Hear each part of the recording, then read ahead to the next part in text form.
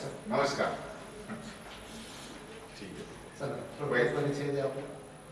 Sir, मी जळगाव जिल्ह्यातील 3 जिल्ह्यांच्या सीमेवर बसलेल्या चाळीगाव तालुक्यातील खेडगाव या गावातून आलेलो आहे. माझं प्राथमिक, माध्यमिक व उच्च माध्यमिक शिक्षण चाळीगाव शहरातच चालले. मी माध्यमिक शाळेत शिक्षण घेत असताना महाराष्ट्र राज्याच्या सॉफ्टबॉल संघाचं कर्णधार पद भूषवले आहे.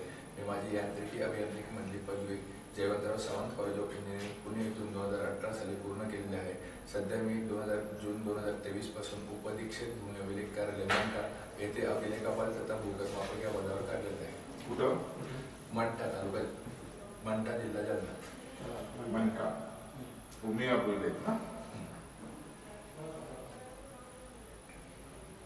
मग तुम्ही भूमी अभिलेख आहे तर लेआउट बद्दल तुम्हाला चांगली माहिती असेल. लेआउट बद्दल सर, एनए प्लॉटिंगसाठी आपण जे लेआउट करतो ते आम्ही फक्त जमीन मोजून देतो. ते एनए लेआउट मंजूर करण्याचं काम नगररचना विभागाचं असतं सर, टाउन प्लॅनरकडे. आता स्पोर्ट्स मध्ये भरलाय का तुम्ही? नाही सर. तुम्ही तर कॅप्टन पद भोगलं होतं. पण आम्हाला त्यावेळेस विजेतेपद भेटलं नव्हतं सर. बरं. आता किती लीड आहे आपला? मला 26 मार्काची लीड आहे सर. कितीची? 26 मार्काची लीड आहे. मग तुमची जी मोजणी असते जमीन मोजणी मशीनच्या सहाय्याने टेबल वगैरे टाकतो. सर, आपण सगळ्यात पहिले टेबलने मोजणी करायचो. आता आपण टेबलने मोजणी फक्त कोकण विभागात करतो. आता आपण सगळीकडे रोवर वापरतो सर. चाळीसगाव जवळ एक लेणी आहे, कोणती? पितळखोरा लेणी सर. काय वैशिष्ट्य आहे तिचं? सर, पितळखोरा लेणी सगळ्यात प्राचीन लेणी आहे. तिथे 12 लेणी आहे आणि पूर्वीचा नाला सोपारा ते पैठण या व्यापारी मार्गावर तिचं बांधकाम केलेलं आहे. कोणत्या घराण्यात झाले बांधकाम झाले? सर, यादवकालीन निकुंभ राजवंशी राजा होता, त्यांच्या काळात ते बांधकाम झाले. ओके. काय वैशिष्ट्य आहे त्यांचं? कशावर आधारित? सॉरी सर, मला त्याबद्दल माहिती नाही सर. जसं गौतम बुद्धाच्या जीवनावर आधारित असतात तसं काहीतरी आहे का? त्याबद्दल माहिती नाही. बरं, ठीक आहे. जळगाव जिल्ह्यात पोलिसांपुढे कोणती आव्हानं सध्या उभी आहेत? सर, जळगाव जिल्ह्यातील पोलिसांसमोर सगळ्यात महत्त्वाचं आव्हान म्हणजे वाळू चोरी रोखायचं आहे.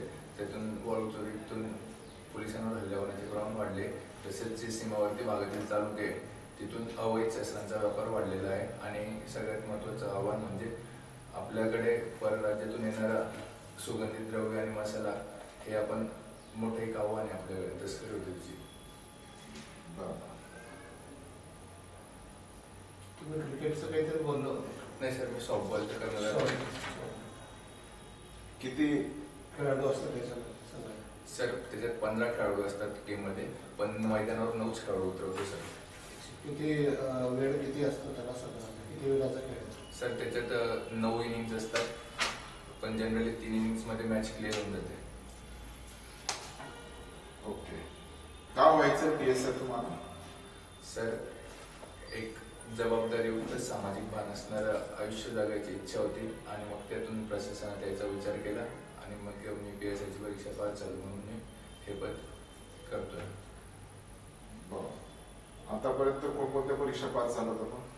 सर, मी AMVIची प्री पास झालो होतो, राज्यसेवा 2019ची प्रिलिम पास झालो होतो आणि PSIची 20 आणि 21ची प्रिलिम पास झालो होतो. 20ला कशात अपयश आला? मेन्सला मी डिस्क्वालिफाय झालो. ओके. PSIची कामं सांगा.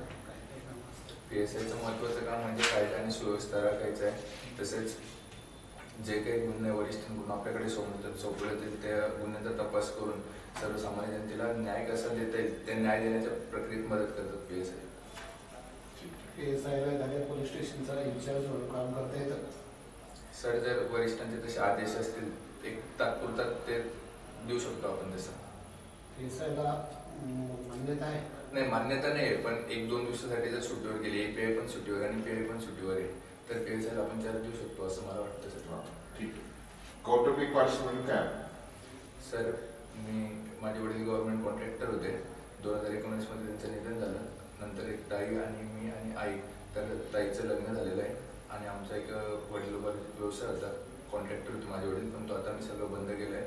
आई एकटीच असते आणि मी इकडे मंठ्याला जॉब करतो सर. मराठा समाजाला 10% जे आरक्षण दिलं गेलं आहे तर ते योग्य आहे का अयोग्य आहे याविषयी आपलं मत काय? सर, मराठा समाजाला जे आरक्षण दिलेलं आहे ते योग्य आहे अथवा नाही योग्य आहे सर्वोच्च न्यायालय ठरवेल, त्याबद्दल मी काही भाष्य करू इच्छित नाही. ठीक आहे. सध्या SID बद्दल काही माहिती आहे तुम्हाला? SID काय काम आहे त्याचं?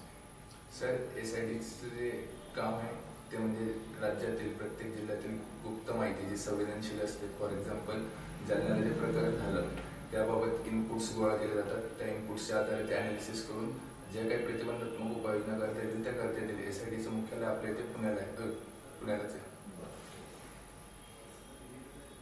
माझा आता एक शेवटचा प्रश्न आपल्याला असा आहे,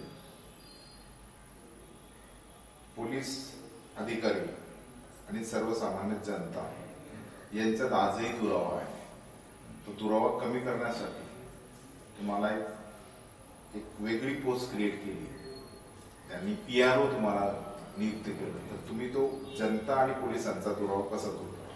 सर, माझ्या प्रत्येक निर्णयात लोकसहभाग, पारदर्शकता आणि लोकशाहीकरण हे 3 निर्णय मी माझ्या प्रत्येक निर्णयाला या 3 गुणांची किनार लावतील, जेणेकरून प्रशासन आणि जनता यांच्यातला संबंध कमी होईल आणि त्यांचे संबंध सौहार्दाचे असतील. ठीक आहे, काय अडचण नाही.